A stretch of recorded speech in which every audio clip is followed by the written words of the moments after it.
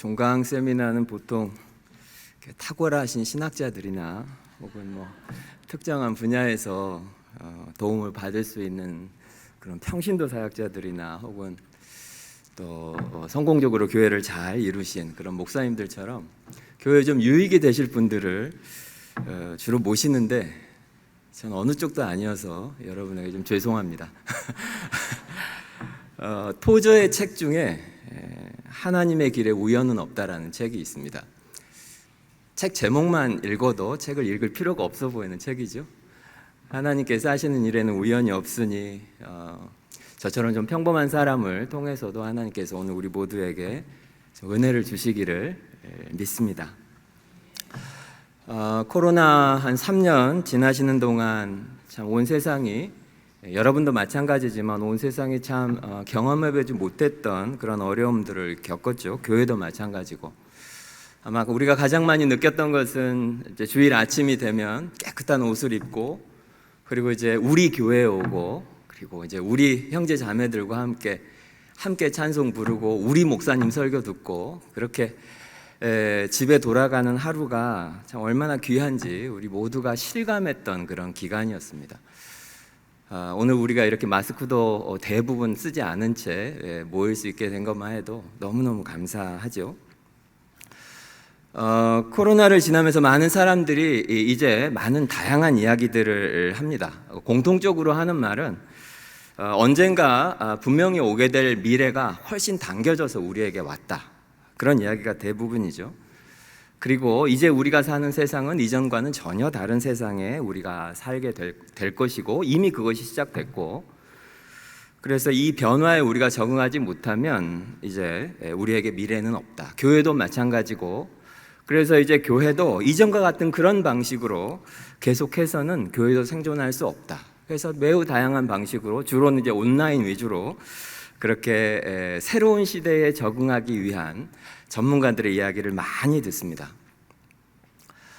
그런데 한번 생각해 보십시오. 우리가 정말 새로운 시대에 살고 있는지. 인간의 역사를 보면 당연하지만 항상 특정한 시기에 이런 일들은 계속 반복되어 왔습니다. 당시 사람들에게 이제 우리는 완전히 새로운 시대에 산다, 그렇게 말할 만한 일들이 항상 벌어졌었고, 기술은 계속 발전해 왔었고, 새로운 문물들은 나왔고, 부모 세대가 살지 못하던 그런 삶들을 자녀 세대가 사는 그런 일들은 계속해서 사실 반복되어 왔습니다. 우리는 마치 이제 완전한 새로운 세상이 시작된 것처럼 그렇게 많은 사람들이 말하지만, 성경을 보고 또 우리를 보아서 아는 것처럼 변하지 않는 것들이 있죠. 바로 우리의 본성이고, 그리고 영원토록 변치 않으시는 하나님이십니다.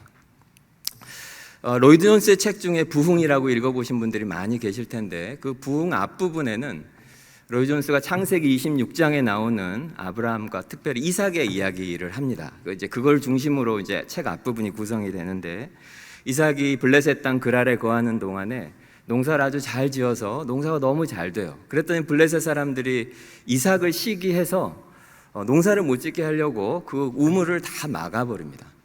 그때 이삭이 다시 그 아버지 아브라함이 팠던 그 우물을 다시 파서 이제 물을 얻는 그런 장면이 나옵니다. 사실 이것은 우리에게도 여전히 오늘 마찬가지입니다. 지금 우리가 필요한 것은 새로운 시대가 왔으니 새로운 샘을 파는 것이 아니고, 우리와 똑같은 일을 겪었던 우리 믿음의 선배들이 수천 년 동안 있었습니다. 이제는 완전히 새로운 시대고 인류가 한 번도 경험해보지 못했던 일들을 우리는 지금 겪고 있다, 사실이죠. 그럼에도 불구하고, 그러니 이제 우리가 우리의 미래를 말해줄 전문가를 모셔다가 우리의 미래에 관해서 들읍시다, 그것은 성도가 해야 될 그런 태도는 아니죠. 살아오면서 인류의 역사 동안 우리의 선배들이 영적인 가뭄이 있는 때가 있었고, 우리가 말씀으로 세상을 이길 수 없을 것 같았던 그런 때가 너무 많았지만, 그때마다 생명의 샘물을 얻었던 그런 샘이 있지 않습니까? 바로 우리 손에 그 성경이 있습니다. 그래서 우리가 해야 되는 일은 마찬가지로 이삭처럼 블레셋 사람들이 막아버린 샘을 다시 파는 것이 필요한 거죠. 그래서 오늘 저는 여러분이 다 아는 이야기를 함께 나누려고 합니다.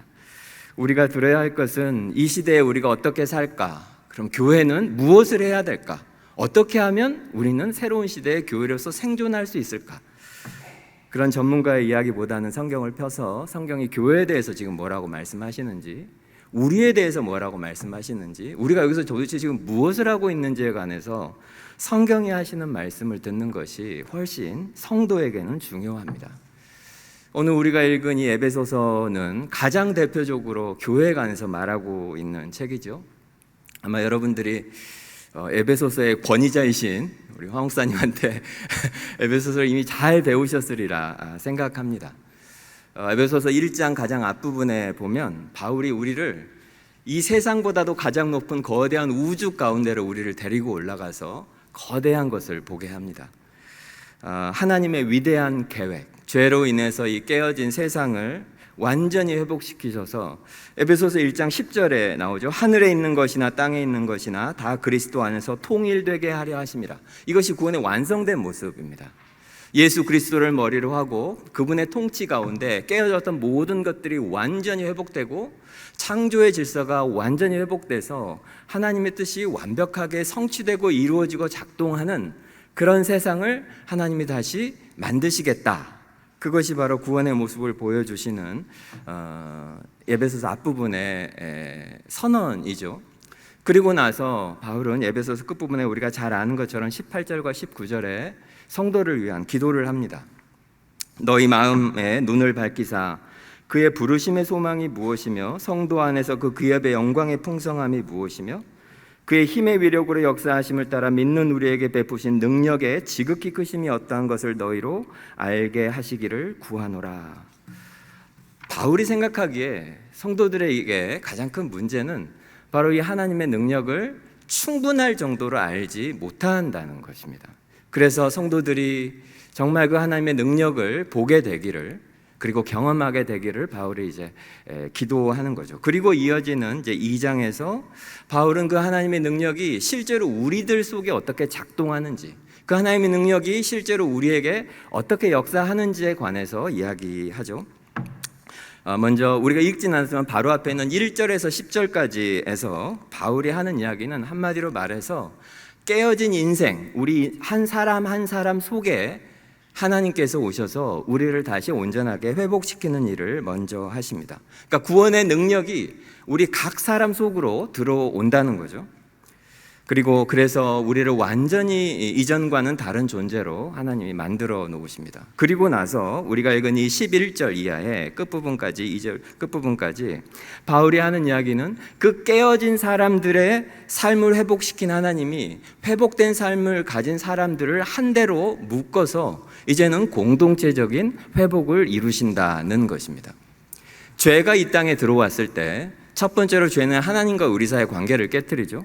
그리고 나서 아담과 하와에게서 보이는 것처럼 동료 인간과의 관계를 깨뜨리고, 그것이 궁극적으로는 인간과 자연 만물 피조물과의 관계까지 깨뜨려 버립니다. 그리고 나서 하나님께서 오셔서 우리에게 은혜를 주시면, 구원을 주시면 하나님과 우리 사이의 문제가 화목하게 되고, 그러고 나면 그런 인간들은 필연적으로 동료 인간과의 관계가 회복되게 됩니다. 그것이 하나님이 깨어진 세상을 구원하시는 하나님의 구원의 능력이 이 땅 가운데 임하는 그런 순서에 해당하는 거죠. 14절과 15절 말씀을 우리 같이 한번 한 목소리로 읽어보겠습니다. 2장 14절과 15절 시작. 그는 우리의 화평이신지라 둘로 하나를 만드사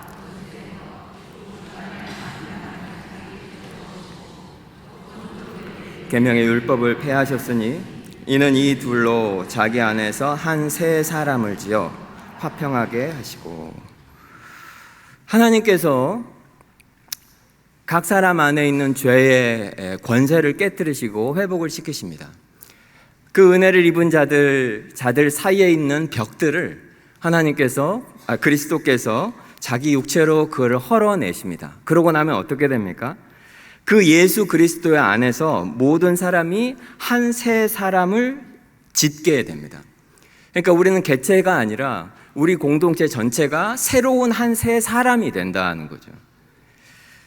그것이 바로 교회를 의미합니다.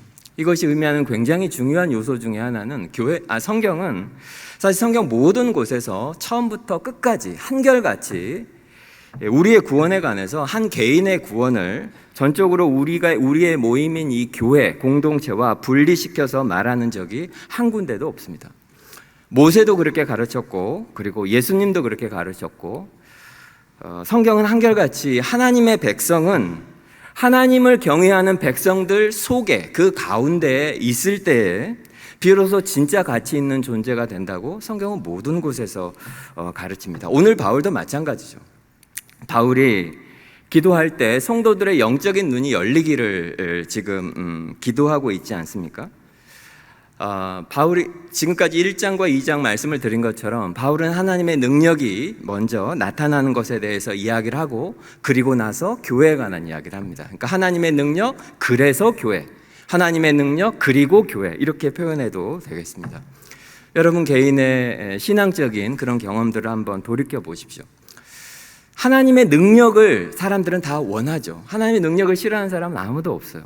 근데 여러분의 삶에 하나님의 능력이 오기는 하는데 그것이 개인적으로만 그렇고, 그리고 교회와는 아무 상관이 없다고 여러분 혹시 생각하십니까? 한 성도가, 예수의 피로 구원받은 성도가 진리와 이 은혜의 공동체인 이 교회와 아무 상관이 없이 떨어져 있는 개인인데 하나님의 능력을 온전하게 경험할 수 있을까? 하나님이 창세 전에 계획하시고, 에베소서 말씀입니다, 그리스도의 육체를 통해서 십자가에 못 박아 중간에 막힌 담을 허셔서 새롭게 우리 모두를 모아서 한 새 사람을 이룬 것이 교회입니다. 그런데 그 교회의 일부가 아닌데 성경이 말하는 하나님의 능력이 내 삶 속에 임할 수 있을까? 성경적으로 보면 불가능합니다. 교회는 하나님께서 이 깨어진 세상을 새롭게 회복시키는 하나님의 계획과 능력의 가장 핵심에 교회가 있습니다.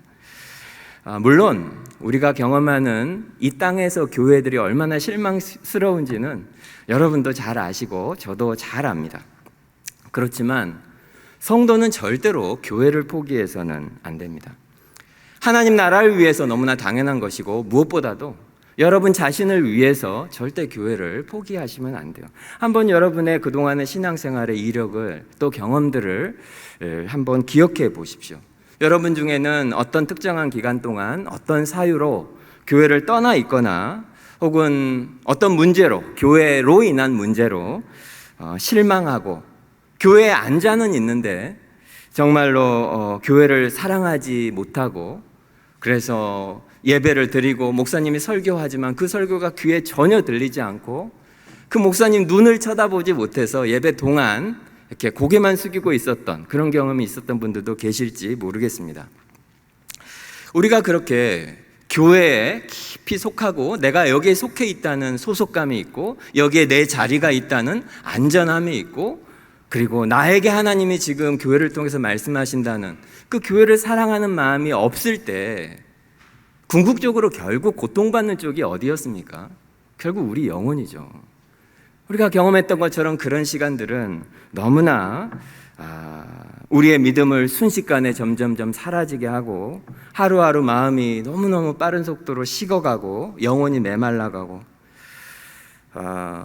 왜 그럴까요? 우리는 교회가 필요한 존재이기 때문에 그렇습니다. 다 동의하실 거예요. 우리는 정말 교회가 필요합니다. 왜냐하면 우리는 잘 인정하지 않을지 몰라도 우리에게 진짜 필요한 것, 우리의 삶에 진짜 필요한 그 하나님의 은혜와 능력을 하나님께서는 교회를 통해서 우리에게 주시고, 주로는, 그리고 그것이 교회 안에 있기 때문이에요. 그래서 오늘 우리는 교회가 정말 어떤 곳인지에 대해서 우리가 잘 알지만 다시 한번 서로 함께 확인해 보려고 합니다.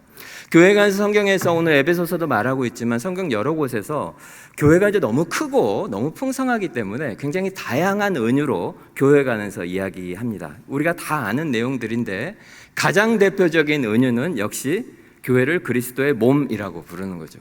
아마 교회에 관한 비유 중에서 가장 강렬하고, 그리고 가장 생생한, 그리고 가장 강력한 그런 비유 중에 하나가 교회를 그리스도의 몸이라고 부르는 것입니다. 우리 모두는 한 몸이에요.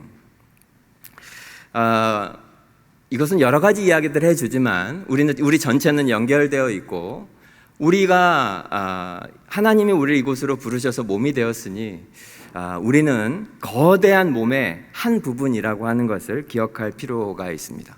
또 하나 그리스도의 몸이라고 하는 것 중에 기억해야 될 것 중에 하나는 교회를 아까도 에베소서 1장 10절에 말하는 것처럼 그리스도를 머리로 하고 우리가 그분의 몸이 되는 거잖아요. 그리스도의 몸. 그 말은 예수님께서 이 땅에 성육신 하셔서 오셔서 그분의 육신을 가지고 그분이 하셨던 그 일을 이제 승천하시고 보좌에 앉으셔서 통치하시고 다스리시는 교회의 머리가 되는 그분의 몸이 이제 우리가 돼서 그분이 하셨던 그 일을 이제 우리가 대신 해야 하는 겁니다. 이 땅에 있는 동안 그분이 다시 오시기 전까지 교회는 그분이 하셨던 그 일, 복음을 선포하고 전하고 가난하고 아픈 자들을 위로하고 치유하고 돌보고 그리고 우리가 섬기고 그 모든 일들을 하는 것이 우리의 역할이죠. 그리스도의 몸에 관해서는 잘 아시니까 여기까지 하고 또 교회에 관해서 이야기할 때 우리를 하나님의 가족이다 이렇게 부르는 것도 많이 있습니다. 에베소서 2장 19절도 그렇게 말하고 있죠.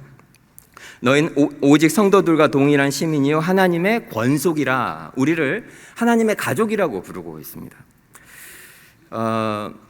에베소서 앞부분에 2장 앞부분에서 바울이 강조했던 것은 하나님께서 우리를 죽음 가운데서 생명으로 그분의 능력으로 우리를 살리셨다 이렇게 말하고 있죠. 성경에서 죽었던 우리를 새로 살리는 이제 이런 경험, 그러니까 우리에게 새로운 생명이 주어지는 경험, 그것이 너무 크니까 우리가 그리스도인이 되는 경험을 어떻게 표현하냐면 다시 태어난다 그렇게 표현하죠. 중생, 거듭남 이렇게 표현하죠.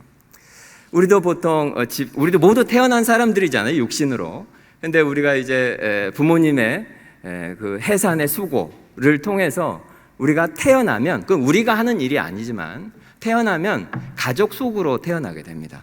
물론 그 가족은 우리가 선택한 가족이 아닙니다. 태어나 보니 부모 밑에 같은 부모를 가진 형제 자매들이 있게 되는 거죠. 영적으로 보면 우리는 똑같습니다. 그리스도의 그 해산의 수고를 통해서 우리는 아무 한 일 없이 생명을 얻게 됐고, 생명을 얻으면 어떻게 됩니까? 가족을 얻게 됩니다. 그것이 바로 교회라는 거죠. 우리는 그런 의미에서 모든 성도는 교회 속으로 태어나게 됩니다. 이것은 내가 원하냐 원하지 않느냐 그것과 상관없는 문제예요. 가족 간에 좀 사이가 안 좋은 사람이 있을 수 있어도 가족이 아닌 것은 아니죠. 우리에게 영적인 생명이 주어지면 성도는 가족 속으로 태어나게 됩니다. 그러니까 여러분이 어떻게 느끼실지 몰라도 지금 나란히 앉아있는 옆에 있는 형제 자매들은 서로 나랑 그렇게 너무 가깝고 친하지 않을지도 몰라도 우리는 그냥 같은 교회 다니고 그리고 같은 종교를 가진 그런 동료가 아니고 성경은 우리가 자매이고 형제라고 그렇게 말하고 있습니다. 또 사실 우리가 아까 본문을 좀 잘 못 읽었는데 베드로전서 2장 9절인데 거기에 보면 우리를 하나님께서 왕 같은 제사장이라고 부릅니다. 왕 같은 제사장이라고 할 때 그 말이 교회를 부를 때 어떻게 말을 하냐? 제사장은 원래 성전에서 제사를 돕는 사람들이죠.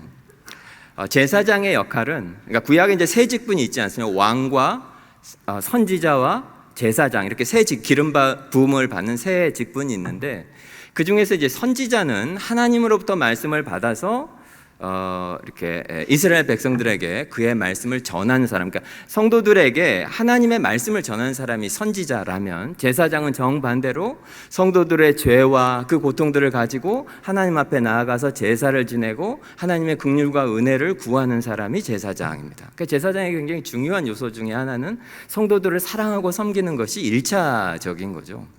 근데 우리 모두를 제사장이라고 부릅니다. 그 말은 이제 구약에 있던 그런 제사장이 보여줬던 그런 역할들을 우리 모두가 해야 된다는 거죠.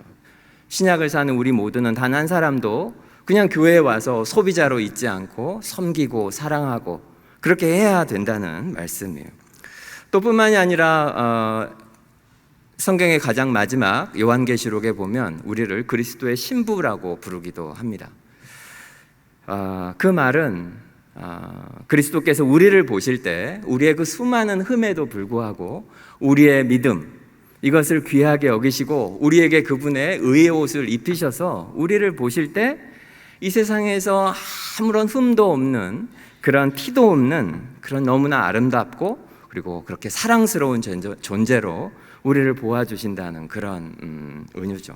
그러니까 교회가 너무 크고 너무 풍성하니까 성경이 굉장히 다양한 은유들로 우리에게 말씀하고 있고, 그 중에서 하나 가장 강렬하고 그리고 흥미로운 것 중에 하나가 오늘 우리가 읽은 성전에 관한 비유입니다. 오늘 에베소서 2장 21절에 보면 그의 안에서 건물마다 서로 연결하여 주 안에서 성전이 되어가고, 베드로전서 2장 5절에도 너희도 산 돌같이 신령한 집으로 세워지고, 교회를 성전이라고 부릅니다. 우리 자신들이 하나님의 성전이라는 거죠. 우리 성전이라고 부르지만 사실 모든 종교에는 사실 신전이 있습니다. 그렇죠? 그런데 왜 신전이 필요하겠습니까? 가장 중요한 이유는 인간 속에는 하나님, 그러니까 우리는 하나님이라고 부르지만 이방신을 섬기는 그런 사람들도 신과 인간 사이에는 아주 큰 차이가 있다는 것을 알기 때문입니다.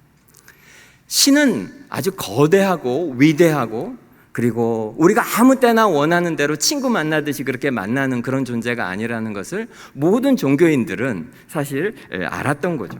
그래서 모든 문화에서 그리스 로마 신화뿐이 아니라 모든 문화에서 인간과 신에 관한 묘사들을 보면 인간은 주로 굉장히 약하고 불완전하고 부정하고 그런 존재로 그려지고, 신은 무한히 크고 위대하고 큰 힘이 있고 거룩하고, 그래서 인간이 그냥 함부로 아무 때나 그렇게 신에게 다가갈 수 없는 존재로 그려집니다. 그러니까 신과 인간 사이에는 아주 거대한 갭, 거대한 협곡이 있어서 그것을 메워줄 수 있는, 연결해주는 일종의 다리 같은 것이 필요한 거죠. 아무 때나 마음대로 그렇게 할 수는 없다는 것을 모든 사람이 알았던, 그것이 신전입니다. 구약의 성전이 그것을 너무나 잘 보여주죠. 우리가 아는 것처럼 여호와 하나님이 이 땅에 거하십니다. 그분은 계시지 않는 곳이 없는 분이신데 그분께서 특별히 지상의 한 지점을 정하셔요. 아주 작고 작은 방, 그곳을 그분의 거처로 정하시고 실제로 그분이 그 가운데 임재하십니다. 그것이 바로 이스라엘에게 주셨던 회막이고 성전의 지성소입니다. 그리고 우리가 잘 아는 것처럼 하나님이 계신 그곳에는 아무나 그냥 들어갈 수가 없어요. 그냥 아무 옷이나 입고 궁금하다고 막 문 열고 그럴 수 없습니다. 구약에 있는 것처럼 대속죄일에 1년에 단 하루, 그것도 단 한 사람, 대제사장만 수많은 정결 예식과 속죄 예식을 거쳐서 그 하나님이 계신 곳 속으로 들어갈 수 있었던 거죠. 그건 오직 성전 그곳에서만 가능한 일이에요. 다른 곳에서는 할 수 없는 일이었고, 하지만 우리가 아는 것처럼 사도행전에 나오는 성령의 불이 이제 모든 사람들 속으로 임하게 되면서 성령 강림 이후로 이제 모든 것이 변했습니다. 하나님께서 지성소 그 한가운데 계시던 그분이 그리스도의 몸이 찢어지는 것처럼 성전 휘장이 위로부터 아래로 쫙 갈라지면서 그 안에 있던 그분의 영광과 임재가 그분을 믿는 모든 사람들 속으로 오게 되었고, 그 결과가 바로 우리들입니다. 이제 하나님께서 우리 속으로 와 계시고 여기 앉아있는 예수를 믿는 모든 성도들 속에 그분이 계십니다. 우리가 성전이라는 거죠. 우리가, 너희는 너희가 하나님의 성전인 것과 하나님의 성령이 너희 안에 계시는 것을 알지 못하느냐, 바울이 고린도전서 3장 16절에서 이야기합니다. 이것을 우리는 너무나 쉽게 받아들이지만 당시 초대교회가 있었던 그레코 로만 문화 속에서는 초대교회 성도들이 정말 이상하고 매우 차별적인 그런 존재로 보여졌습니다. 왜냐하면 교회는 그 로마 사람들이 보기에는 종교라고 생각할 수 없었기 때문이에요. 왜냐하면 당시 로마 사람들, 여기서 로마 사람들이라고 하는 것은 굉장히 지적이고 똑똑하고 문화적으로 가장 세련된 그런 사람이라고 생각하면 됩니다. 근데 그런 사람들이 보기에 종교라고 할 만한 것이 교회에는 없었기 때문이에요. 그 사람들이 생각하기에 모름지기 제대로 된 종교라면 무엇이 있어야겠습니까? 당연하게도 거대한 신전이 있어야죠. 거대한 신전이 있고, 그 신전에 가면 무엇이 있어야겠습니까? 신상이 있어야 합니다. 신의 모습을 한 그 신의 모습이 거기에 보여야죠. 근데 교회는 신전이 없어요. 신상도 없고 초대교회는 집에서 주로 모였습니다. 집에 들어가 보면 아무것도 없었을 뿐만 아니라 심지어 제사도 안 드립니다. 제사를 드리는 사제도 없고 제사장도 없어요. 희생제사도 안 드립니다. 그러니까 로마인들이 보기에는 이 사람들은 모여 있어서 신도 없고, 그렇다면 도대체 신은 어디서 만나는 건가? 신이라고 하는 것은 신전에 가서 신상을 보고 만지고 신적인 어떤 영적인 경험들을 해야 하는데 교회는 그런 것이 없었던 거예요. 그러면 집에서 자기들끼리 모인다는데 그럼 어떤 방식으로 신에게 나아가는 것인가? 도대체 말이 안 되는 거죠. 그러니까 이것은 미개한 종교거나 아니면 신을 믿는 것이 아니라 우리가 이러이런 방식으로 살자, 특정한 방식의 삶의 방식, 영어는 a way of life라고 생각해요. 어떤 방식으로 우리가 이렇게 살아보자라고 하는 그런 방식이라고 생각했지 종교라고 생각을 할 수가 없었던 거예요. 그러니까 교회는 매우 특별했던 거죠. 그동안 인류가 살면서 가져왔던 모든 종교성들이 부정되는 곳이 교회였습니다. 그렇다면 교회는 성전, 즉 하나님이 계시고 그래서 우리가 하나님을 만나고 하나님을 경험하고 영적이고 신성한 경험들을 하는 곳이 그럼 없다는 말인가? 그렇지는 않죠.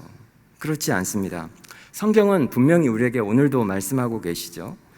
우리가 하나님을 만나고 하나님이 계시고 그 하나님을 경험하고 신적이고 영적인 경험을 하는 곳이 분명히 있습니다. 하지만 그곳은 인류 이래 생각해 왔었던 돌에다가 돌을 쌓아서 눈에 보이는 성전을 짓고 거기다 신상을 넣어놓은 그런 성전이 아니고 오늘 이 말씀에 의하면 우리 그리스도인 한 사람 한 사람이 돌이 되고 그렇게 해서 쌓아 올린 곳, 그곳이 성전이며 그것이 교회이며 우리는 그곳에서 하나님의 임재를 경험하고 하나님을 만나고 그리고 우리가 하나님에 대한 경험들을 할 수 있는 곳이라고 말합니다. 그러니까 오늘 바울이 말하는 바, 성경이 말하는 바는 돌로 쌓은 성전이 아니라 그리스도인으로 이루어진 이 공동체, 교회가 바로 성전이라고 말하는 거죠.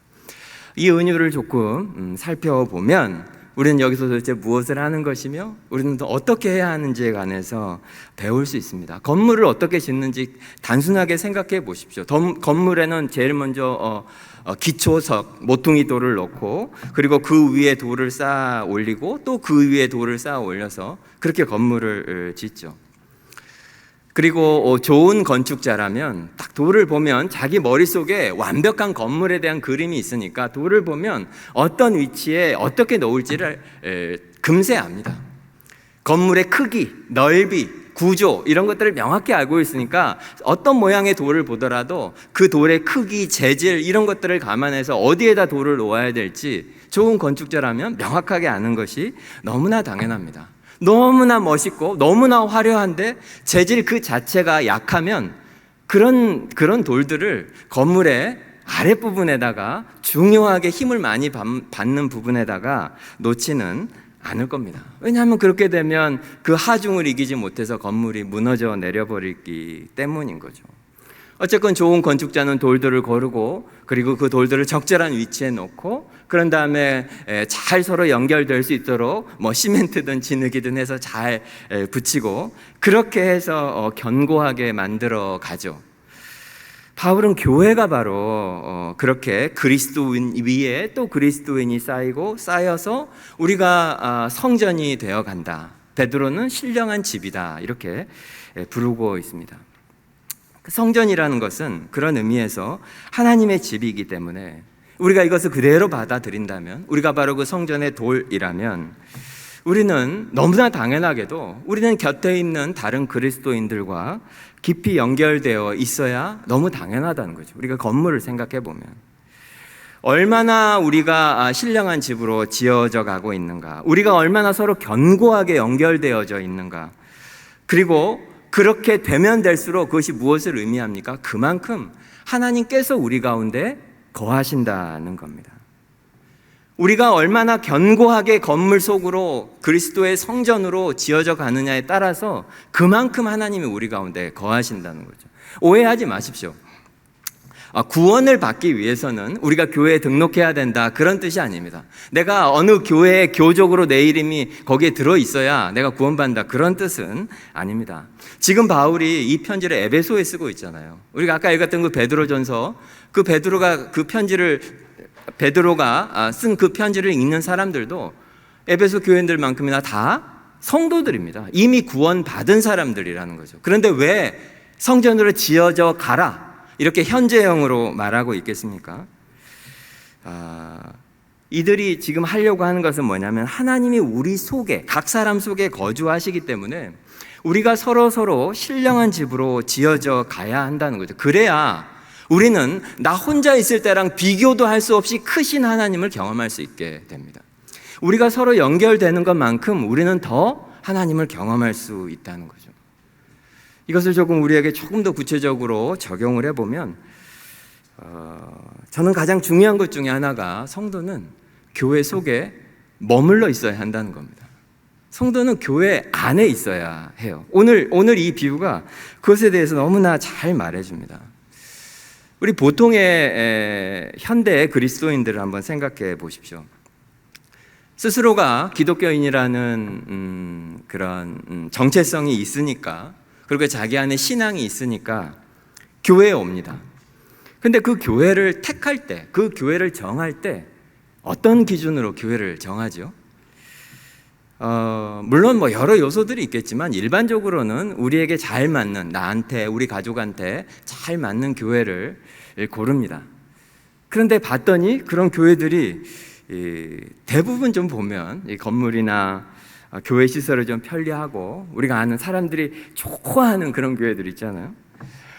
예배당에 정말 방송국만큼이나 좋은 그런 엄청난 그런 시설들이 있고, 감동적인 찬양이 있고, 그리고 우리 화 목사님과는 많이 다르게 설교 한 20분에서 혹은 한 30분 정도 짧고 선명하고 명확한 그렇게 좋은 설교를 하는 목사님이 계시고, 그리고 우리 가족이 딱 왔는데 연령이 다양한데 그냥 동시에 착착착착 들어갈 수 있도록 그렇게 주일학교부터 부서 이런 것들이 완벽하게 좀 돼 있고, 그래서 우리에게 아주 적절한 곳이다, 그 자체가 큰 문제는 아닙니다.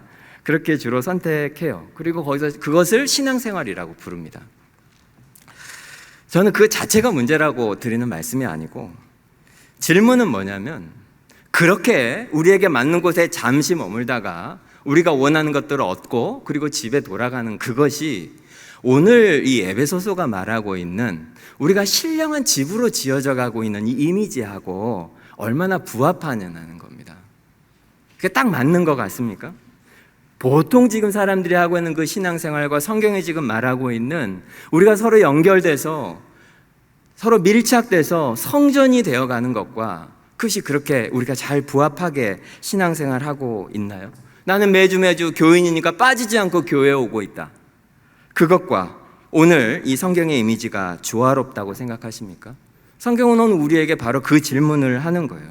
우리는 지금 진짜 성전으로 지어져 가고 있는가? 다른 돌들과 정말로 연결되고 있는가? 그리고 건축자의 의도대로 우리가 어울려져 가고 있는가? 그래서 이 이미지에서 가장 중요한 것 중에 하나는, 저는 그 자리에 머물러 있는 것이 중요하다고 생각합니다. 성전의 돌은 자기가 의도해서 그 자리에 있는 것이 아니죠. 건축자가 성전의 그 돌을 골라서 건축자가 의도한 곳에 그 돌을 놓아놓게 됩니다. 그런데 성전에, 그냥 일반적인 건물이라도 거기에 중간에 있는 어떤 돌 하나를 우리가 쓱 빼내버리면 그게 어떻게 될까요? 그럼 안 되죠. 돌은 거기 가만히 있어야 됩니다. 그게 제일 중요한 거예요. 왜냐하면 거기에 구멍이 생길 테고, 그럼 단순하지만 쥐도 들어올 수 있고, 위험한 동물들이 밖에서 들어올 수도 있고, 고대라면 적들이 이제 그걸 틈타서 들어올 수도 있고, 그냥 단순하게 보아도 돌 위에 돌을 쌓았는데 돌 하나를 빼내버리면, 혹은 큰 돌을 빼내버리면 그 돌이 지탱하고 있던 위에 있는 돌들이 자연스럽게 약화되거나 심하면 그게 무너져 내리고, 그러면 그 한 벽이나 건물 전체에 큰 위험을 끼치게 되지 않겠습니까? 중요한 것은 건축자가 거기에 돌을 두었으면 거기 머무르는 것이 정말 중요합니다. 다른 말로 하면 그 자리를 지키는 것이 성전의 돌에게는 가장 중요한 덕목 중에 하나입니다. 가장 단순하고 가장 쉽지만 가장 중요한 것 중에 하나입니다. 특별히 그리스도인 우리들은 이것을 생각해야 돼요. 특별히 이 시대는 어쩔 수 없이 너무 많은 그리스도인들이 일종의 소비자처럼 교회에 다닙니다. 우리가 이 가게 마음에 안 들면 다른 가게 가죠. 여기 음식점 맛이 없으면 다른 음식점 갑니다. 교회 가는 생각을 할 때도 교회를 거의 전적으로 나의 선택으로만 여기는 경향이 많습니다. 건축자가 의도해서 우리를 뽑아서 이곳에 두셨다. 건축자의 의도가 있다라는 생각을 잘 안 한다는 거죠. 이 말씀을 드릴까 말까 고민하다가 해보겠습니다. 최근에 큰 교회가 분립개척을 했는데 1년도 안 돼서 교인이 1000명이 넘은 교회가 됐다고 합니다. 그런 말을 듣고는 야, 그 목사님이 정말 탁월하시구나 그렇게 생각해서 우리 교인들한테 일단 죄송했고,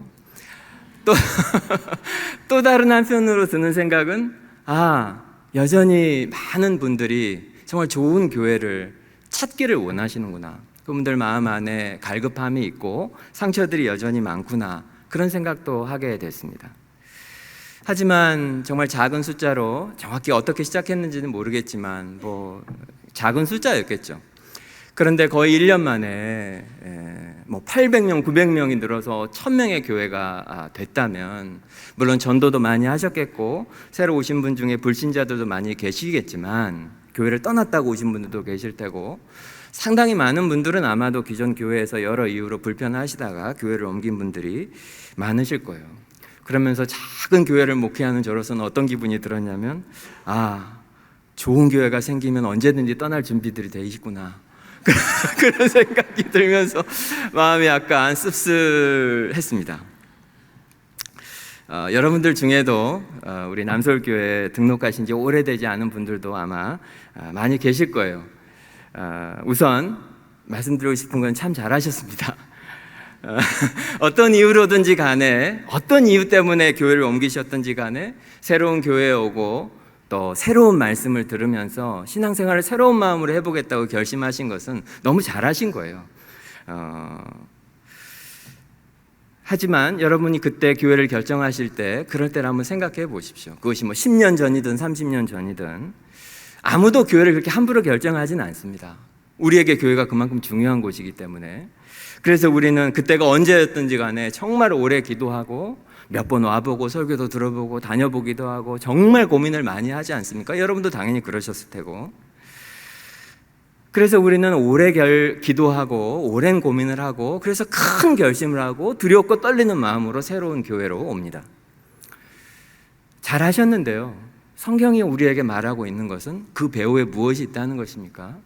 그런 우리의 모든 시간들의 배후에 하나님의 선택과 섭리와 의도가 있다는 것입니다. 우리를 이 교회의 성전 돌로 삼으시려고 하나님께서 창세 전에 우리를 택하셨다고 에베소서가 말하고 있습니다. 우리를 보내시고 그래서 우리를 교회되게 하신 건축자이신 하나님이 계십니다. 그렇기 때문에 여러분들이 교회 다니면서 여기 나랑 좀 안 맞는 것 같다, 그런 생각을 들 때가 있죠. 잘 안 어울리는 것 같다, 나랑 여기는. 내 자리는 여기가 아닌 것 같다, 이런 생각을 하실 수 있습니다. 하지만 그런 생각이 들더라도, 그리고 그 어떤 상황이 되면 교회를 옮겨야 될 수도 있겠지만, 성도는 가장 먼저 무엇을 생각해야겠습니까? 우리를 보내신 분이 계신다는 것을 잊지 마십시오. 그리고 그 자리를 지키는 것이 훨씬 중요합니다. 나를 이곳에 보내신 분이 비상한 방식으로 나를 다른 곳에 다시 옮기시기 전까지 성도는 그 자리를 충성되게 지키고 머무르는 것이 너무나 중요합니다. 동시에 우리가 지키고 있는 것만 하는 것도 굉장히 중요한 일이지만, 나는 그럼 여기서 아무것도 안 하는 사람인가? 그렇지 않습니다. 사실 방금도 말씀드린 것처럼 모든 돌에는 당연히 역할이 있습니다. 우리도 마찬가지입니다.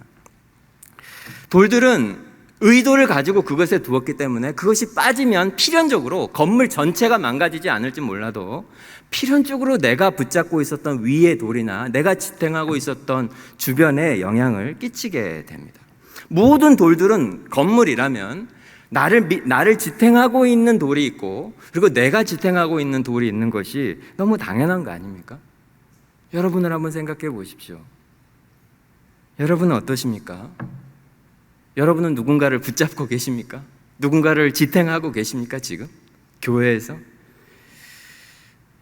어떤 형제가, 어떤 자매가 넘어지지 않도록, 시험 들지 않도록, 다음 주일날 예배에 나오도록 지탱하고 붙잡고 섬기고 사역하고 그 마음속에 복음이 조금이라도 더 들어가서 어떤 변화가 좀 생기도록 그렇게 여러분은 그 누군가를 아래에서 이렇게 붙잡고 계십니까?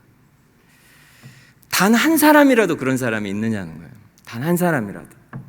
하나님이 우리를 이곳으로 보내셨는데 성전 돌로. 아마 여러분 중에 그런 분은 아무도 없으시겠지만 그것 하라고 우리가 이 많은 사역자들한테 월급 주고 있는데 왜 그걸 나한테 하라고 하실까? 그런 분은 없으시죠? 그 목사님 일이죠. 우리는 회사에서 열심히 일하고 그래서 교회에다가 힘을 다해서 11조도 하고 헌금도 하면 목사님들이 그 전문적으로 배웠으니까 그거를 더 잘 해주셔야지. 그리고 또 우리는 일주일 내내 열심히 일하고 그렇게 있는데 하루라도 교회 와서 좀 편안히 교제하고 목사님 좋은 말씀 듣고 그렇게 지내야지. 또 사람들하고 일요일도 막 와서 섞이고 참 너무 부담되고 힘들다. 그런 분은 아무도 안 계시는 것 같네요. 그 표정을 보니까 우리랑 상관없는 이야기를 저분이 예화로 하고 있다. 지금 그런 표정이어서 감사합니다. 어쨌든지 간에 성경은 우리에게 뭐라고 말하고 있냐면 그건 특별한 사람들만 하는 일이 아니라고 분명히 말하고 있습니다. 전문적인 사역자들이 교회 전체를 떠받치고 있는 것도 당연히 아닙니다. 한 사람 위에 다른 사람이 있고 그 한 사람 위에 또 다른 사람이 있고 그리고 아랫사람이 윗사람을 붙잡고 그 사람이 또 그 윗사람을 붙잡고 지탱하는 것이 교회라고 말하고 있으며 우리 모두에게는 그런 의미에서 모두에게는 역할이 있습니다. 이것이 얼마나 복음의 원리랑 부합하고 일치하는지 한번 생각해 보십시오. 오늘 성경을 보면 20절을 한번 보시겠습니까? 에베소서 2장 20절. 너희는 사도들과 선지자들의 터 위에 세우심을 입은 자라 그리스도 예수께서 친히 모퉁이 돌이 되셨느니라. 사도들과 선지자들이 바로 교회의 터, 교회의 기초입니다. 말씀이시죠? 말씀이신 예수님이 우리의 모퉁이 돌이 되십니다. 그러니까 교회는 그 기초가 예수님이라고 하는 그분의 인격과 그분이 우리를 위해서 하신 그 모든 사역, 그것이 기초가 된다는 거예요. 그러니까 예수님이 교회의 기초입니다. 근데 예수님을 생각해 보십시오. 예수님은 우리 모두의 지혜를 합한 것보다 지혜로운 분이시며 온 우주의 능력을 다 합한 것보다 능력 있는 분이시고 이 땅에 있는 모든 선보다 아름다우시고 가장 아름다우시고 가장 강하시고 그래서 우리에게 자랑할 거리 하나를 꼽으라면 예수님이십니다. 만약에 교회가 사람들이 교회를 얼마나 비난하고 교회 때문에 예수 못 믿겠다고 하는 시대에 삽니다. 교회를 너무나 추하게 여겨요. 우리 때문이죠. 우리 때문입니다. 우리를 보고 예수를 안 믿는 거예요. 우리에게 자신 있는 한 가지는 당신들이 예수를 보기만 하면 믿게 될 것이다 생각하죠. 그럼 어떻게 하면 좋겠습니까? 예수님을 교회 건물의 제일 높은 곳에 제일 잘 보이는 곳에 놓기만 하면 큰 부흥이 있을 것입니다. 그런데 참 놀랍게도 교회는 그분이 교회의 기초가 되는 곳이라고 말씀하고 계십니다. 예수님께서 보이지 않는 곳으로 그리고 사람들이 주목하지 않는 곳으로 교회 전체 이 건물을 떠받치는 기초가 되는 것이 교회이고 성경이 말하는 교회의 모습입니다. 이것이 복음이고요. 너무나 당연한 것이지만 아래에서 버티고 지탱해 준다고 하는 것은 그 사람이 그 위에 있는 사람보다 강하기 때문이에요. 여러분 미국 무슨 미식축구 이런 거 보면 중간에 해프타임 때 막 남자 여자 치어하는 사람들 나와가지고 막 자매를 하늘에 던지고 막 받고 돌고 이런 거 보잖아요. 그게 이제 물론 이제 자매들 중에도 힘이 세고 형제들 중에서 이제 저처럼 좀 위에 올라갈 수 있는 사람은 그렇게 해도 될 텐데 대체로는 이제 약간 이렇게 마초 같은 남자가 밑에 있고, 그리고 자매들이 이제 위에서 자유롭게 움직입니다. 왜냐하면 하늘에 막 던져줘도 밑에서 잘 받쳐주기 때문 아닙니까? 강하기 때문입니다. 강하지 않으면 섬길 수 없어요. 당연하게도 섬기는 사람은 더 성숙한 사람이 섬기게 됩니다. 누군가의 섬김을 받고 지탱함을 받는 사람은 그 아래에 있는 사람보다는 약하지만, 교회는 그렇게 섬김을 받고 지탱함을 받는 사람임에도 불구하고 그 위에 또 섬기고 내가 지탱하는 사람들이 있는 곳이 교회라는 거죠. 이 말씀을 왜 드리냐면, 여러분을 힘을 다해 섬겨주는 분들이 곁에 계실 거예요. 특별히 오늘은 목장으로 우리가 모였으니 분명히 여러분들이 그걸 경험하고 계실 것입니다. 하지만 우리는 모두가 그런 관계 속에 있어야 한다는 것입니다. 나를 너무나 잘 알고 내가 이 세상에 있는 모든 사람들에게 이 이야기를 하지 못하지만, 그래도 우리 목장에 계신 집사님에게, 권사님에게 그 부끄러운 이야기들을 우리가 다 하죠. 그러면 나를 도우려고 합니다. 하지만 동시에 나도 또 다른 사람의 문제를 알고 내가 알기 때문에, 또 어떤 사람은 다른 사람은 이해하지 못하는 그런 어려움을 나는 똑같은 경험을 했고 똑같은 어려움을 경험했기 때문에 나만 도울 수 있는 그런 사람이 있어요. 나만 손 잡아줄 수 있는 그런 사람이 있습니다. 그렇기 때문에 그 사람에게 그 심정을 아니까 어떻게든지 도우려고 하는, 서로 돕고 서로 섬기는 그런 관계 속에 우리 모두가 있어야 한다는 것입니다. 제가 지금 교회니까 우리가 서로 친하게 지내자. 교회 이름 중에 화목한 교회도 있고 또 목표가 화목한 교회인 그런 교회도 있습니다. 물론 화목한 것이 너무 당연하지만, 그렇게 우리가 그냥 사람으로 인간적으로 화목해지자, 그 말씀을 드리는 것이 아닙니다. 우리가 그렇게 깊이 연결되고 서로가 서로를 이렇게 섬겨야 어떻게 된다는 이야기죠? 하나님을 경험할 수 있기 때문입니다. 하나님을 경험할 수 있다는 거죠. 우리가 지금까지 살펴온 것을 다시 조금만 생각해 보십시오. 하나님은 어디 계십니까? 성경의 하나님이 어디 계시죠? 다른 신들처럼 그냥 신전에서 죽은 동물의 피를 이렇게 기다리면서 계십니까? 아니면 여러분들이 열심히 일해서 번 돈 그거 헌금 받으려고 일요일마다 예배당에서 주님이 기다리고 계십니까? 아니죠. 아닙니다. 하나님 어디 계십니까? 우리들 속에 계십니다. 우리들 가운데 계십니다. 우리들 안에 계십니다. 이 예배당이 아니고 그 예배당에 모인 우리들 속에 하나님이 계십니다. 그렇기 때문에 우리가 정말 하나님을 경험하려면, 여러분이 정말 심정적으로 나도 정말 어떤 사람들처럼 하나님을 좀 신령한 경험을 하고 싶다, 정말 그것을 원하신다면 우리가 해야 되는 일은 신령한 경험을 달라고 기도하기보다 하나님의 사람들 속으로 연결되는 것이 바른 길입니다. 우리가 정말로 그렇게 성전으로 지어져 가고 있는지, 교회에 오면 여러분의 역할이 있으십니까? 여러분은 어떻게 생각하세요? 내가 여기 오면 그래도 내가 뭔가 마음에 부담이 돼서 뭔가 손이라도 한번 잡아주고, 내가 전화라도 한번 하고 안부라도 좀 묻고, 내가 해야 된다, 그런 부담을 느끼는 사람이 단 한 사람이라도 있으십니까? 나는 목자도 아니고. 혹시 그렇게 생각하세요? 일요일마다 교회 오고, 심지어 오늘 오신 분들은 목장 모임도 열심히 하신 분들이라 저게 목사들의 고민인 것 같아요. 들어야 할 사람은 안 듣는다. 예배도 잘 들으시고 너무 정말 귀하고, 또 여러분들이 주일마다 와서 예배 드려주시는 것만으로도 교회에 큰 힘입니다. 앉아 계시는 것만으로도. 또 여러분들 중에는 지금도 그러시는 분이 계신지 모르겠지만, 주일 예배 끝나면 그 뒤에서 목사님이랑 인사하기 두려워서 막 옆으로 나가시거나 축도 전에 나가시거나 그런 분들도 혹 계시는지 모르겠습니다. 어쨌건 함께 예배 드릴 수 있는 것만 해도 너무 감사하고 여러분이 선물 맞습니다. 하지만 성경은 우리에게 계속 무엇을 말씀하시냐면 더 깊은 것이 있다는 거예요. 더 높은 것이 있습니다. 더 풍성한 것이 있습니다. 그러니 조금 더 용기를 내보시고, 조금만 더 용기를 내보십시오. 그래서 조금만 더 마음을 열고 그리고 곁에 있는 사람 속으로 조금만 더 연결되어 보십시오. 그러면 하나님을 더 경험하게 되실 겁니다. 그것이 교회의 비밀이고 신비이며 하나님이 여러분 삶에 은혜를 주시고 능력을 주시는 가장 중요한 통로가 바로 그 교회를 통해서라는 겁니다. 이런 설교를 들으면 대부분의 성도들은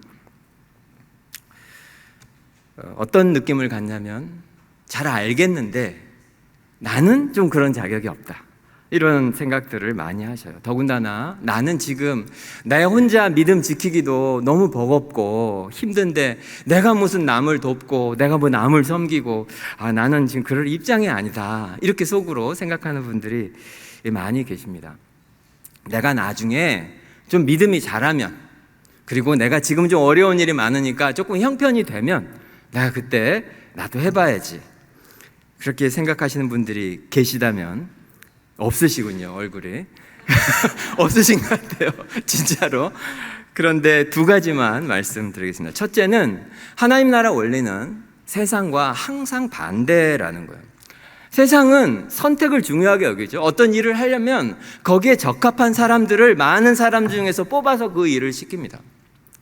그래서 너무 당연하게 여기고, 그래서 준비가 되고 우리 신앙생활을 하면서도 내가 믿음이 더 자라고 그러면, 내가 배우고 나면 그건 내가 나중에 해야 되겠다.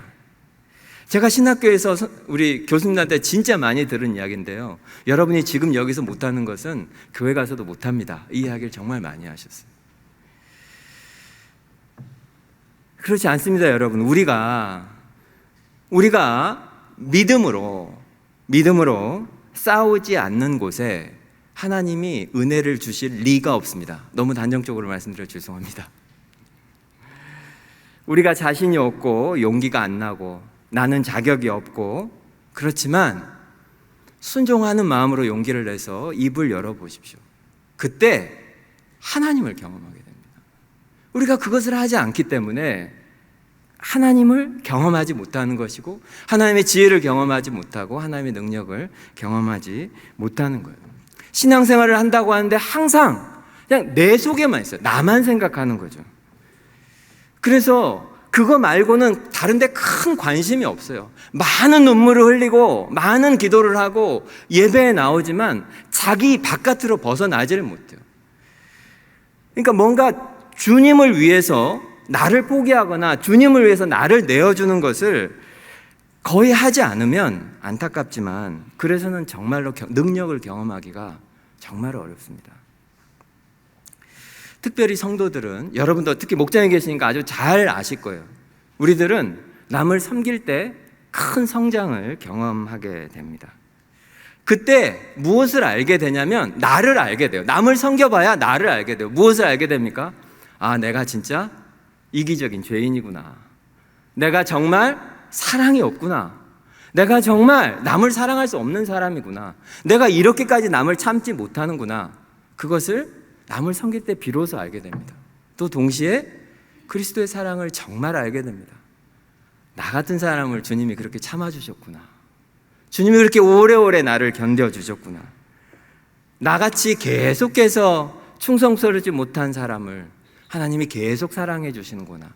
그것을 경험하게 되죠. 용기를 내어 작은 일이라도 한번 시작해 보십시오. 작은 것 하나를 순종하며 두렵지만 용기를 가지고 해 보십시오. 당장 짐 싸서 선교사로 나가실 필요 없습니다. 아주 작은 일 해보십시오. 전화기를 들고 전화 걸어 보십시오. 어떤지, 지난 3일 어떻게 지냈는지. 하나님의 은혜가 분명히 임할 것입니다.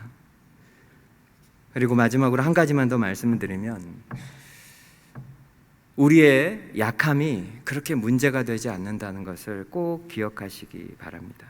아까도 말씀드린 것처럼 내가 내 믿음 하나 지키지 못하는데 내가 어떻게 남을 섬기나.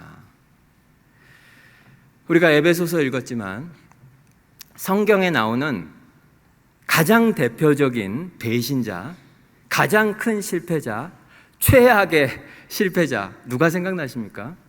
베드로가 떠오르시죠. 우리가 아까 베드로전서 잠깐 읽었지만 그 베드로의 이름이 시몬입니다. 그 시몬의 뜻이 무엇인지 아십니까? 바위, 반석이라는 뜻입니다. 반석. 근데 그 베드로하고 그 시몬, 반석이라는 이름이 잘 어울리는 것 같으십니까? 베드로에게 참 인생에 큰 태풍이 불고 거센 인생의 바람이 불 때가 있었어요. 자기 인생을 걸고 쫓았던 예수님이 너무 비참하게 무능력하게 이렇게 붙잡혀가는 그런 순간, 큰일 났다. 저분이 저렇게 붙잡혀가 버리고 나면 이제 나도 끝이구나, 그렇게 생각하는, 나도 너무 위험하다, 그런 순간이 있었죠. 예수님이 붙잡혀 가시던 그 밤에. 그래서 예수님을 버리고 도망합니다. 거기서 넘어서서 예수님을 배신하고 저주하기까지 했죠. 이름이 반석인데, 큰 바위를 생각해 보십시오. 바람이 불고 폭풍우가 치고 창수가 나도 그 자리를 꽉 지키는 것이 그게 반석이죠. 조그만 어려운 일 생기니까 그냥 곧바로 등 돌리고 배신하고, 그거는 시편 말씀처럼 바람에 나는 겨죠. 바람에 나는 겨, 반석이 아니고. 그런 존재가 베드로였어요. 그런데 부활하신 주님이 우리가 잘 아는 것처럼 요한복음 21장에 보면 베드로를 찾아오셔서 3번이나 물으시죠. 베드로야, 이렇게 볼게요. 반석아, 네가 나를 사랑하느냐? 반석아, 네가 나를 사랑하느냐?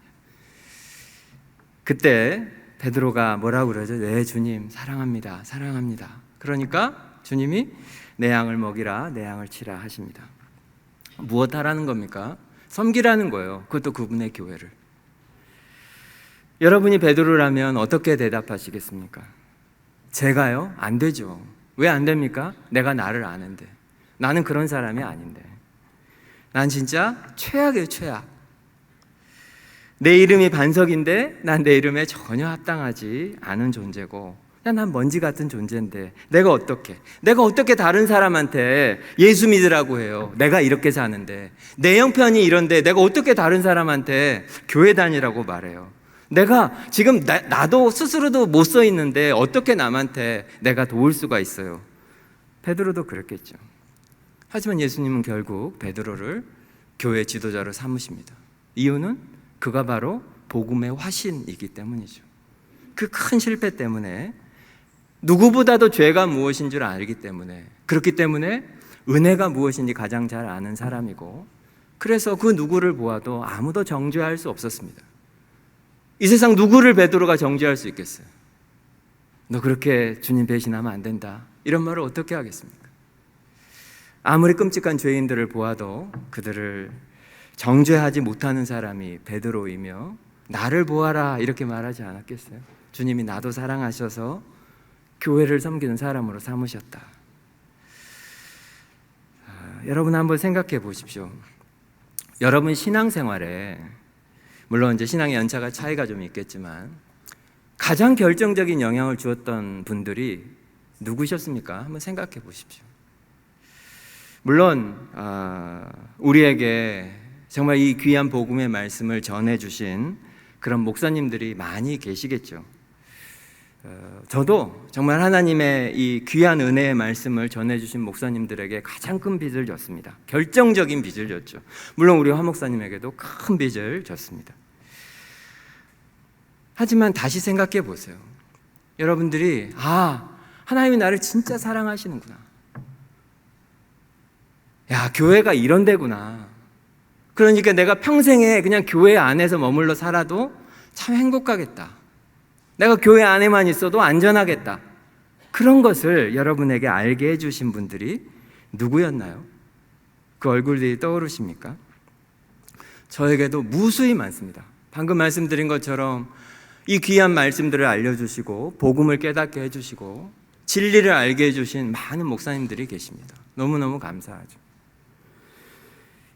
하지만 그분들 말고도 제가 속했었던, 평신도로 또 사역자로 속했었던 수많은 교회에서 그냥 그런 분들이 아니라 내가 옆에서 만났던 형제와 자매들, 집사님들, 권사님들, 장로님들이 정말 많이 떠오릅니다. 너무 많아서 다 말씀드릴 수가 없어요. 제가 신학생 때 결혼도 하고 아이들도 있고 나이도 조금 다른 신학생들보다 많은 그런 전도사에서 교회 집사님들 참 저희를 불쌍히 여겨주셨어요. 그래서 제가 금요 기도에 인도하면 항상 저희가 이제 돈이 없는 걸 아니까 우리 집사님 한 분이 깻잎을 갖다 주셨어요. 그 비닐봉지에다가 깻잎을 이렇게 집 앞에서 텃밭에서 이렇게 딴 깻잎을 갖다 주셨습니다. 이것은 한국에 있는 시골 교회 이야기가 아니고 미국에 있는 교회 이야기입니다. 집 앞에서 미국에 계신 분인데 텃밭에서 깻잎 따다가 항상 금요기도회 끝나면 갖고 가라고 그걸 주셨고, 또 뭐 세탁소 하시는 분들 워낙 많으니까 $1 그 와이셔츠 그거 다려서 항상 한 달에 한 번씩 100불씩 이렇게 주셨던 집사님들도 떠오르고, 지난달에 제 아내가 거의 한 10년 만에 그 교회를 이제 혼자 방문하게 됐어요. 그랬더니 그 집사님이 그 교회에 이제 저희가 나온 건 이미 12년이 훨씬 지났는데,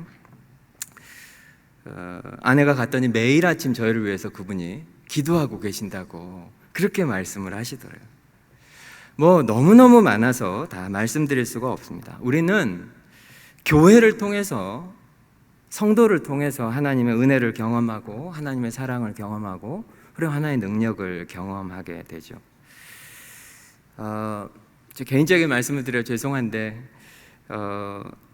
사실 정말 탁월한 그런 목사님들 많이 계시잖아요. 오늘 같은 이런 강의 시간에도 막 성도님들 막 들었다 놨다, 그리고 막 강렬한 그런 시간. 그래서 여러분들 아마 나가시면 야, 그분 진짜 잘하시더라 그런 이야기하는 그런 분들 계시죠. 또 비상한 능력으로 교회를 부흥시킨 그런 분들도, 그래서 여러 군데 소개가 되고 그런 분들도 많이 계십니다. 근데 그런 분들을 제가 개인적으로는 당연히 알지 못하고 이렇게 뭐 소식을 듣거나 아니면 뭐 보도를 보거나 이렇게 하면 솔직히 제 마음속에는 부럽지는 않습니다. 왜냐하면 저랑 너무나 다른 분이기 때문에 이 경쟁의 대상이 아니라 질투가 안 생기는 거예요. 그래서 뭐 부럽지도 않다가 맞겠네요. 부럽지도 않습니다. 그런데 솔직한 심정으로 그분들을 보고 제 안에 용기가 생기지는 않습니다. 그분들의 사역이 대단하고 훌륭하시고 하나님이 저런 분들을 하나님의 교회를 위해서 사용하시는 것이 감사하고, 그렇지만 그분들을 보고 내 안에 주를 위해 더 살고자 하는 열망, 나도 저렇게 살 수 있겠다 그런 용기, 그건 잘 안 생깁니다. 너무 다르니까. 저에게는 그런 능력이 없으니까. 그래서 근데 오히려 반대로 정말 이름도 없이 빛도 없이 섬기는 그런 목사님 보면, 야, 저분에 비하자면 내가 얼마나 감사하고, 내가 이렇게 게으르게 사는 것이 너무 부끄럽고, 야, 그럼 나도 하나님이 사용해 주실 수 있겠지, 이런 용기와 위로가 생겨요. 뛰어난 사람이 잘하는 것은 솔직히 우리에게 많은 용기를 주지는 않습니다. 어쨌건 우리도 분명히 할 수 있습니다. 여러분이 그 누군가의 삶에 큰 영향을 끼칠 수 있다는 것을 믿으시나요? 우리는 그런 존재입니다. 우리는 모두 성전의 돌로 택함을 받은 존재예요. 여러분 모두. 그리고 우리는 건축자이신 그분이 특정한 의도를 가지고 분명히 이곳으로 보내셨다는 것을 꼭 믿으십시오. 계속 말씀드리지만 어떤 대단한 일을 해야 되는 게 아니에요. 여러분 목장에서 모이실 때 많이 이미 경험하셨을 거예요. 여러분이 어떤 어려운 이야기를 나누니까 뭐 서로 이제 기도를 해주잖아요. 다른 사람이, 우리 목자가, 다른 집사님이, 자매가 그 나온 기도 제목을 가지고 여러분을 위해서 기도할 때 어떤 기분이 드십니까? 아, 저분이 나를 정말 위하는구나, 나를 정말 사랑하는구나. 아, 이 기도가 내가 하지 않지만 그냥 저분을 보니까 이 기도가 금향에 다 담겨 주님에게 갈 것 같다, 이렇게 마음이 고양되지 않습니까? 우리 모두는 그 부르심이 있는 사람들입니다. 마지막으로 한 가지 예화만 드리고 마치겠습니다. 여러분이 아마 아시는 이야기일 텐데, 호모의 일리아드 오디세이에 보면 주인공이 오디세우스라고 불리는 영웅입니다. 그 유명한 트로이 전쟁을 하고 이제 바다를 통해서 배로 고향으로 이제 돌아오고 있었는데, 그 돌아오는 여정 가운데 어떤 섬을 지나야 되는데, 그 섬의 바위 위에 사이렌이라고 하는 여신이 있는데, 그 사이렌이, 우리 그 사이렌 소리 있대, 그 사이렌입니다. 그 사이렌은 그 소리를 내서 그 배에 타고 있는 사람들의 정신을 완전히 미치게 만들어요. 그래서 자신들이 가고 있던 항로를 떠나서 자기가 앉아있는 그 바위 쪽으로 오게 만드는 거죠. 그럼 거기 바위들에 배가 부딪혀서 배를 파손하게 하고 사람들을 죽이는 것이 사이렌이었어요. 근데 이 오디세이가 이제 거기를 가야 하는 거예요. 그래서 이제 그걸 피할 방법이 없는데, 그때 다른 마녀 여신 키르케라고 하는 여신이 그 사이렌의 유혹에서부터 이길 방도를 알려줍니다. 어떻게 하라고 하냐면, 네가 배를 타고 갈 때 너의 배에 있는 선원들에게 밀랍을 녹여서 귀마개를 만든 다음에 그 노젓는 선원들한테 귀를 다 막으라고 합니다. 그리고 오디세이 자신은 어떻게 하라고 하냐면, 배 맨 앞에 배에다가, 망대에다가 칭칭 자기를 이 줄로 묶으라고 하는 거죠. 그럼 이제 배가 가면 그 사이렌이 소리를 낼 거 아니에요. 근데 이 노젓는 사람들은 그걸 못 듣는 거예요. 그러니까 그것과 상관없이 갈 수 있고, 그러면 이제 이 오디세이는 그 소리를 듣잖아요. 그 들으면 어떤 명령을 하겠습니까? 항로는 이쪽인데 그 바위 쪽으로 가라고 계속 명령을 할 거라는 거예요. 그때 출발하기 전에 명령을 내렸다는 거죠. 내가 무슨 말을 해도 듣지 마라. 내가 무슨 명령을 내려도 거기로 가지 마라. 내 말 무시하고, 지금 우리 항로가 거기 있으니까 너희들은 귀 막고 그냥 거기로 가라. 내 소리도 듣지 말고 사이렌 소리도 듣지 말고 정해진 항로대로 가라. 이렇게 말했어요. 그러면 우리는 모두 안전하게 우리의 고향에 도착하게 될 것이다. 제가 들을 때마다 참 너무 아름다운 비유라고 생각합니다. 정말 이런 공동체가 있다면 우리가 얼마나 안전하겠습니까? 나를 포기하지 않는 사람들, 내가 어떤 상처 주는 말을 하고 괴롭히는 말을 하고, 그럴 때도 나를 그 악한 사이렌의 피해자처럼 그렇게 여겨주면서 끝까지 나를 포기하지 않고 내가 다시 제자리로 돌아올 때까지 나를 붙잡고, 결국에는 그 소망의 항구, 그 고향, 홈, 우리의 영원한 그 집까지 나를 데리고 가줄 사람들, 우리가 그런 교회가 되어야죠. 남서울 교회가 그런 공동체였으면 좋겠습니다. 지난 한 학기 목장 모임 하시느라고 여러분 정말 애쓰셨습니다. 제가 이제 남서울교회를 섬기는 목사는 아니지만 정말 칭찬해드리고 싶습니다. 정말 잘하셨습니다. 여러분의 영혼에 할 수 있는 가장 최선의 일 중에 하나를 하신 거예요. 지난 한 학기 동안. 그리고 여러분 두려워하지 마시기 바랍니다. 교회에 여러분 영혼을 맡기십시오. 여러분을 더욱 교회에다가 더 단단히 여러분 자신을 묶으십시오. 그러면 여러분 자신의 연약함과 여러분 자신의 잘못에도 불구하고 하나님께서 우리 교회를 통해서 여러분을 그 소망의 항구에 도달하게 해 주실 겁니다. 남서울교회가 여러분을 통해서 정말 많이 아프고 상한 영혼들을 소망의 항구까지 포기하지 않고 품고 가는 그런 교회가 되기를 정말 축복하고 축복합니다.